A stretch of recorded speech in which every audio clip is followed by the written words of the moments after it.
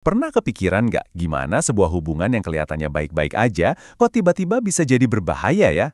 Nah, kali ini kita bakal bedah bab pertama dari memoir Aurelie Moormans, Broken Strings. Kita akan lihat bareng-bareng gimana tanda-tanda awal hubungan abusif itu seringnya halus banget, nyaris nggak kelihatan. Yuk, kita mulai. Bab ini langsung dibuka dengan kalimat yang wah bikin merinding. Ini tuh semacam firasat, intuisi yang sering banget kita abaikan. Seolah-olah tubuh si narator udah teriak, awas, bahaya, jauh sebelum otaknya sadar apa yang sebenarnya terjadi. Dan ini adalah titik awal dari semuanya. Dan semua ini akarnya dari satu pertemuan yang canggung. Sebuah pertemuan yang kalau kita lihat lebih dekat lagi, sebenarnya udah menanam bibit-bibit ketidakseimbangan kekuatan di antara mereka. Coba deh kita lihat kontrasnya di sini. Bener-bener jomplang. Di satu sisi, ada seorang gadis umur 15 tahun di negara baru lagi berjuang sama bahasanya, posisinya tuh rentan banget.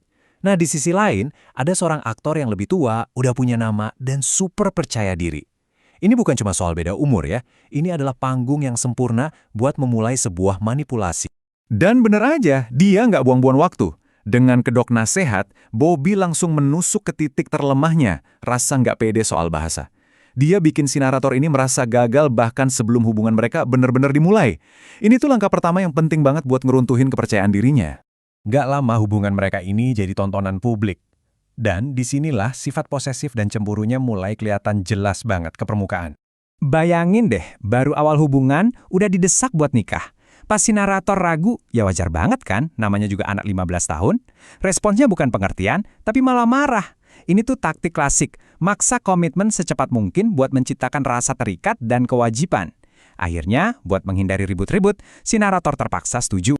Sifat posesifnya ini makin menjadi-jadi loh.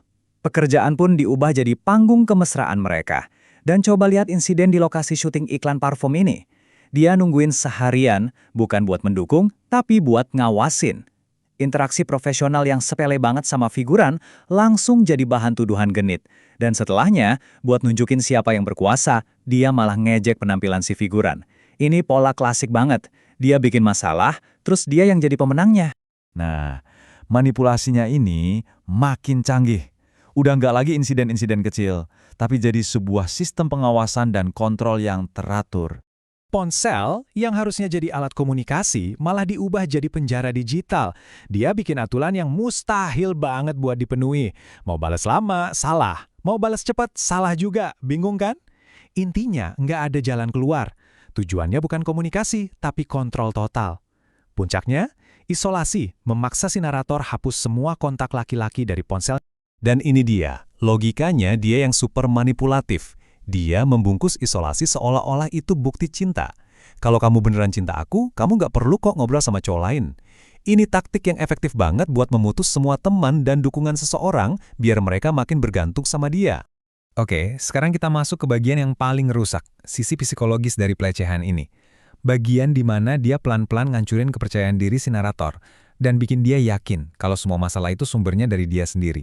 Pertanyaannya, kok bisa sih dia seefektif itu bikin si narator ngerasa bersalah terus? Nah, kita lihat yuk contoh-contoh nyata dari obrolan mereka. Jadi ceritanya gini, setelah seharian kerja, si narator ketiduran di mobil pas Bobby lagi nyetir. Sesuatu yang wajar banget kan? Tapi kelelahan ini diubah jadi kesalahan personal. Dia nggak dianggap capek, tapi dianggap nggak peduli dan nggak tahu terima kasih.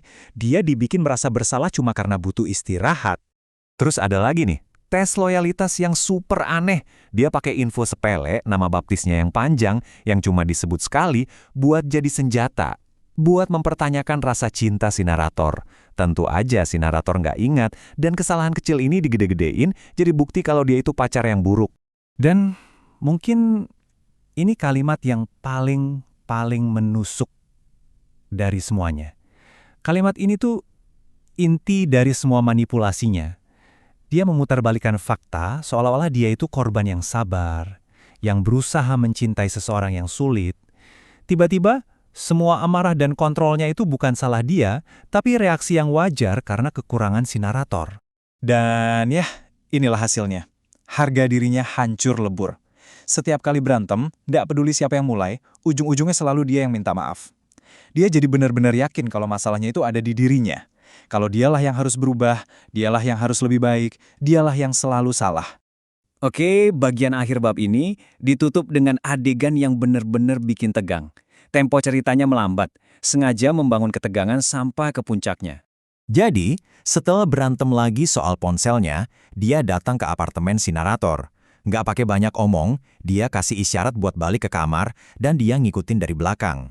Setiap gerakannya itu disengaja, pintu ditutup, seolah misahin mereka dari dunia luar. Wah, rasa terisolasinya jadi nyata banget. Dan terus, kedengaran suara kunci diputar. Cuma satu bunyi, klik yang pelan. Tapi di kepala si narator, suara itu mengaum lebih nyaring dari teriakan manapun. Ini adalah suara jebakan yang akhirnya benar-benar tertutup.